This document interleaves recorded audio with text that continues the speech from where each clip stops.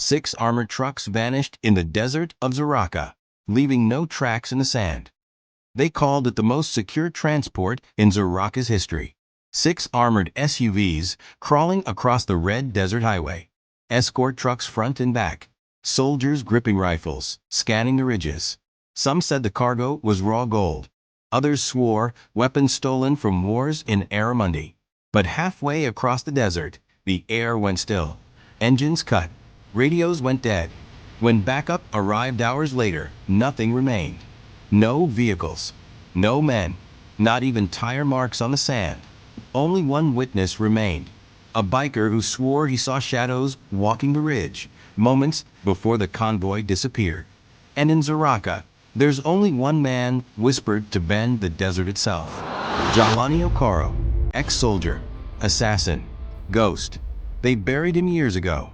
But that night, his shadow stood on the rooftops of Valora City. They say he died in the war, but legends don't stay buried. Jalani Okoro, the military declared him dead, dumped in a mass grave after Zoraka's border war with Kambara. But among soldiers, his name lived on.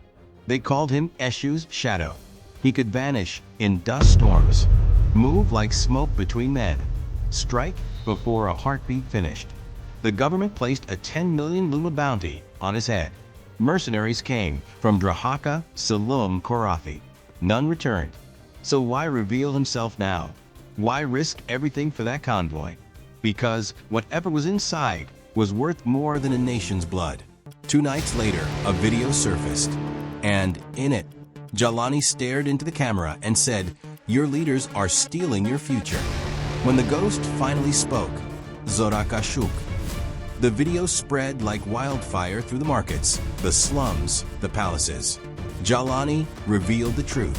The convoy carried documents, proof of oil deals with foreign syndicates, billions siphoned, betrayal at the president's own desk. The people erupted. Streets filled with chants, burning tires, banners raised high. But the government didn't seek truth. They sought silence. Elite death squads rolled out in armored trucks. Satellites tracked his every move. But the Ghost of Katora stayed ahead, darting through alleys, over rooftops, striking and vanishing again. But even ghosts bleed, and Jalani's fatal mistake was trusting the wrong queen. Because that night, Amara Nyoko, the queen of syndicates, stepped into his hideout, smiling. What happens when predator meets predator, and the prey is an entire nation? Her name was Amara Nyoko, smuggler, warlord, queen of the underworld. She offered Jalani a choice.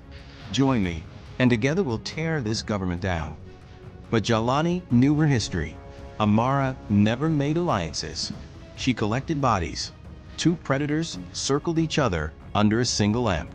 One fighting for justice, the other for power. And as dawn broke red over Valora City, a single gunshot echoed across the skyline. The next morning, a metal briefcase lay on the palace steps. Inside, papers that could shatter the nation. And carved into the steel, the shadow. Did Jalani win or vanish forever?